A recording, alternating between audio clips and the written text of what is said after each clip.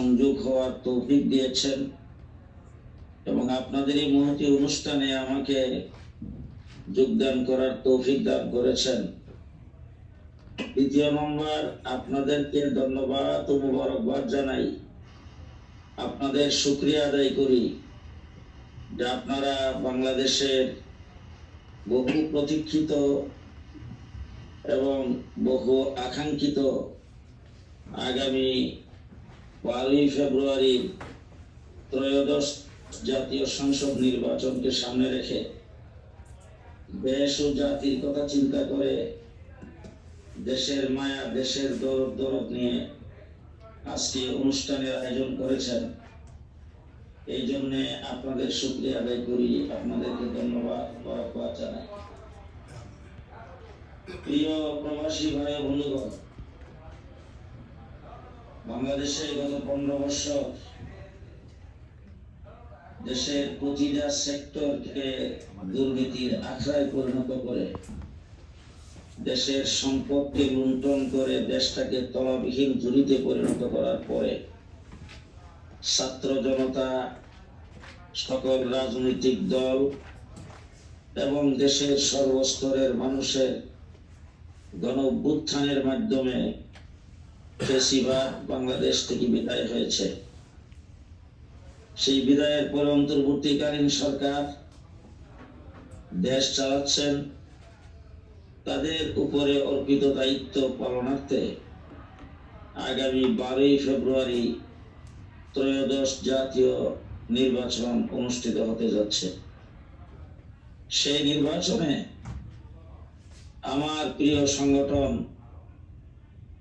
দেশের প্রাচীনতম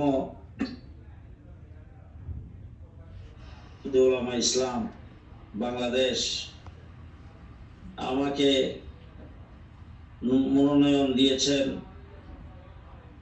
এবং আমার সাথে আরো 3 জন, আমরা মোট 4 জন, আমরা জমিয়তে উলামা ইসলাম বাংলাদেশের সর্ববৃহৎ রাজনৈতিক দল বিএনপির সাথে জোটবদ্ধ হওয়ার কারণে আমাদের 4 জনকে মনোনয়ন দিয়েছেন। তার মধ্যে আমি একজন।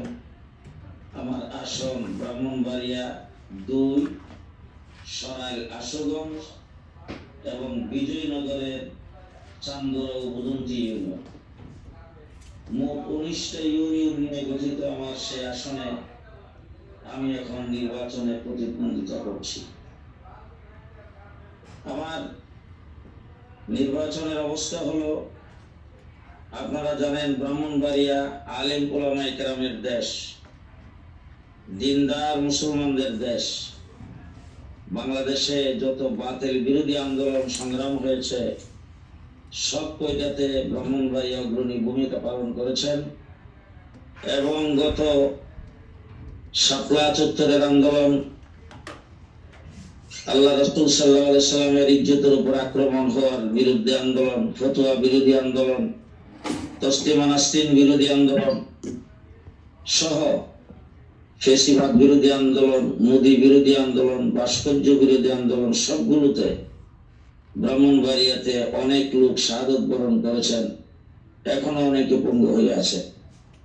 সেই ব্রাহ্মণবাড়িয়ার সর্বস্তরের উলামায়ে কেরাম সকলে ঐক্যবদ্ধভাবে আমাকে সমর্থন করেছেন এবং তাদের উলামায়ে কেরামের পক্ষ থেকে একক প্রার্থী হিসাবে আমার নাম সেখানে ঘোষণা করেছে। এই দিক থেকে আমি উলামায়ে কেরামের সাপোর্ট পেয়েছি এবং উলামায়ে কেরাম মাঠে নেমে কাজ করছেন।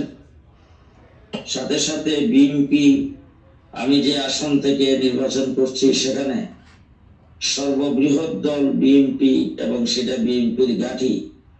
আপনারা জানেন 2018-তে যেখানে বিএনপি মাত্র 6টা আসন পাস করেছিল, এর মধ্যে একটা আমার আসন ব্রাহ্মণবাড়িয়া 2। সেই হিসাবে আমি ওখানে সর্বদিক থেকে অগ্রগামী এবং সর্বদিক থেকে আমার অবস্থান খুবই ভালো। এখন আমার প্রতিদ্বন্দ্বী ওখানে যারা ওখানে দাঁড়িয়েছেন তাদের মধ্যে তেমন বড় ধরনের কোনো প্রতিদ্বন্দ্বী আমি হিসাব নিকাশ করে দেখছি না। বাকি মিডিয়ার মাধ্যমে একজন মহিলার নাম বারবার প্রচারিত হচ্ছে। এটা শুধু মিডিয়ার মাধ্যমেই প্রচার হচ্ছে, বাস্তবে ফিল্ডে তার তেমন কোনো অবস্থান নাই।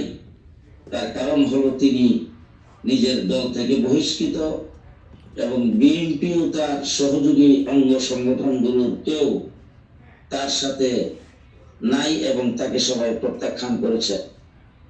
সিধাভাটা কয়েকজন হয়তো থাকতে পারেন যাদেরকে নিয়ে সে ঘোরাফেরা করছেন, বা পেশিবাদী আওয়ামী লীগের হয়তো কিছু লোকজন থাকতে পারে। আলহামদুলিল্লাহ, আপনারা আমাকে এখানে সংযোগ করেছেন, আমাকে মহব্বত করে আপনাদের ভার্চুয়ালের মাধ্যমে হইলেও আপনাদের কাছে টেনে নিয়েছেন। সেই হিসাবে আপনাদেরকে ধন্যবাদ ও মোবারকবাদ জানাই। আপনাদের কাছে দোয়া চাই, আপনাদের সহযোগিতা চাই। আপনাদের দেশে, আমার এই অঞ্চলে আপনাদের আত্মীয় স্বজন, আপনাদের নিকটতম কেউ যদি থাকে, তাইলে তাকে আপনারা বুট জানে উৎসাহিত করবেন, আমার সঙ্গে কাজ করার জন্য উৎসাহিত করবেন এবং আমার জন্য দোয়া চাবেন। আমিও আপনাদের কাছে দোয়া চাই, আল্লাহ যেন আমাকে কামিয়াব করেন, আমি যেন দেশের স্বার্থে, জনগণের স্বার্থে, ইসলামের স্বার্থে সংসদে যায় কাজ করতে পারি। আপনাদের প্রবাসী ভাইদের কোনো উপকার যদি আমার দ্বারা হয়, আমি সেটা করার জন্য প্রস্তুত। প্রবাসীদের যত ধরনের দাবি, এই সমস্ত দাবি পূরণের ক্ষেত্রে আমাকে আপনারা সহযোগী হিসাবে পাবেন এবং যে কোনো সময়ে আপনাদের সুখে দুঃখে আপনাদের পাশে থাকবো ইনশাআল্লাহ। আমার জন্য সহযোগিতা চাই, দোয়া চাই, আন্তরিকভাবে দোয়া করবেন, আল্লাহ যেন আমাকে কামিয়াব করেন এবং বাংলাদেশে জমিয়ত উলামা ইসলামের যে 4টি আসন আমরা বর্তমানে ইলেকশন করছি, আমাদের 4 জনকে যেন আল্লাহ পাক কামিয়াব করেন, আমরা যেন এই বৃহত্তম জোটের সাথে থাকতে পারি।